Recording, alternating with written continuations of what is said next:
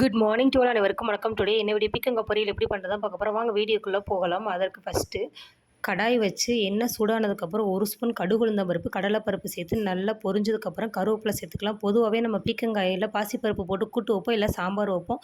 First time தேங்காய் பூ பொரியல் எப்படி பண்ணுறதை நம்ம பார்க்க போகிறோம். செஞ்சு பாருங்கள், சூப்பராக இருக்கும்.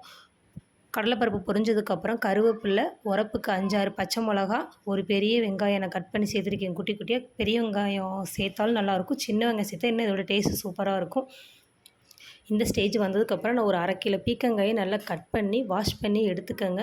அதையும் நல்லா சேர்த்து கிளறி விட்டு, உப்பு வந்து அதிகமாக தேவைப்படாது பீக்கங்காய்க்கு, கொஞ்சமாக சேர்த்து நல்லா மூடி போட்டு மூடி வச்சுக்கலாம். தண்ணி எதுவும் ஆட் பண்ண வேணாம், ஆல்ரெடி பீக்கங்காயில் தண்ணி விடும், அதனால் தண்ணி தேவையில்லை. இந்த ஸ்டேஜ் வந்ததுக்கப்புறம் 1 ஸ்பூன் சீரகம் சேர்த்து நல்லா தண்ணியெல்லாம் வற்றினதுக்கப்புறம் துருவின தேங்காயை இதில் கிளறி விட்டு எடுத்தோம்னா சுவையான பீக்கங்காய் பொரியல் ரெடி. இது புளிக்குழம்பு, சாம்பார், பழைய சத்துக்கு சூப்பராக இருக்கும். எப்படி இருக்குன்னு செஞ்சு பார்த்துட்டு கமெண்ட் செக்ஷனில் கமெண்ட் பண்ணுங்கள். டாட்டா பாய்.